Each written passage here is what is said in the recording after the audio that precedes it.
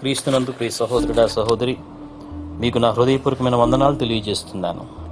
ఈరోజు కొరకు మరొక చిరు సందేశాన్ని విని దీవించబడదాం. దేవుని వాక్యాన్ని చదువుకుందాం. యోబు గ్రంథము 5వ అధ్యాయము 18వ వచనం. ఆయన గాయపరిచి గాయమును కట్టును, ఆయన గాయము చేయును, ఆయన చేతులే స్వస్థపరచును.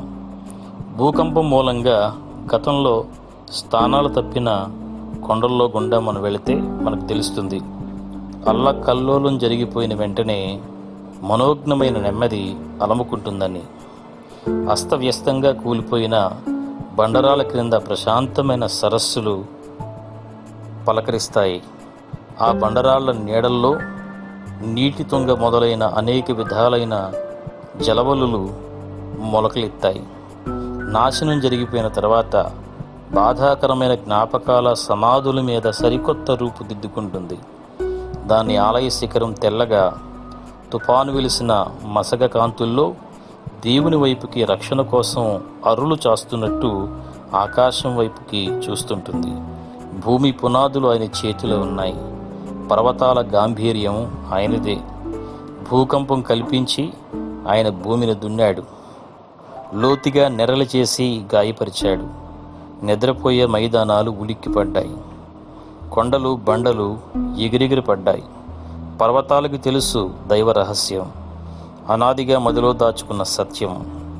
దేవుని శాంతి ఉంటుంది నిత్యం, ఇదే వాటి విశ్రాంతికి ఆధారం. అందాన్ని వాటికి కిరీటంగా పెట్టాడు. తన కృపకు అవే జన్మస్థానాలు. తన ఉదయాన్ని వాటిపై వెలిగించాడు.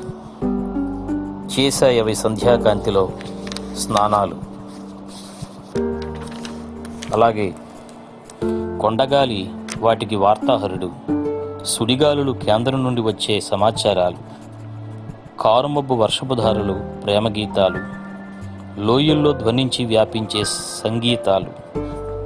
సెలయేళ్లను లాలించే తూగుటుయ్యల మబ్బు తునకలను నిద్రపుట్టే జోల.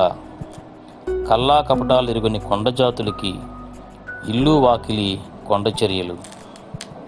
నగరాల్లో వేసారిన నాగరికులు ఆరాధిస్తారు పర్వతాల పవిత్ర స్థలాల్లో. అటూ ఇటూ సంచరిస్తూ అందరి దేవుడే అలరిస్తాడు తన ఆదరణతో. పర్వతాల ప్రశాంతతలోని రహస్యం వినండి. వాటి అనువనువులో నిండిన ఆనందాన్ని కనండి. శ్రమలు విరుచుకుపడ్డప్పుడు, కష్టాలు ముంచుకొచ్చినప్పుడు దేవుడు తన పర్వతాలను తన నాగలితో దున్నుతున్నాడని, కృపా సమృద్ధి బీజాలను విత్తుచున్నాడని, నిత్యమైన ఆయన శాంతిని తలచి తత్తరపాటును మానండి. ఎందుకనగా గాయాలు చేసిన దేవుడే గాయాలు కడతాడు.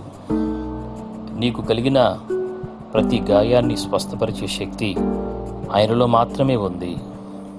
నీ గాయాన్ని స్వస్థపరిచిన తర్వాత ఇక ఎన్నటికీ కూడా ఆ గాయాన్ని నీవు జ్ఞాపకం చేసుకోలేనంతగా స్వస్థపరిచి మరలా ఆ గాయం నిన్ను గాయపరచకుండా చేసి పూర్ణమైనటువంటి స్వస్థత నీకిచ్చి నీ మనసుకి విశ్రాంతిని, సంతోషాన్ని, ఆదరణని ప్రసాదించగలిగిన గొప్ప దేవుడు గనక ఆయన కృప మీద ఆనుకుంటూ ఆధారపడుతూ సదా ముందుకు సాగిపోదాం.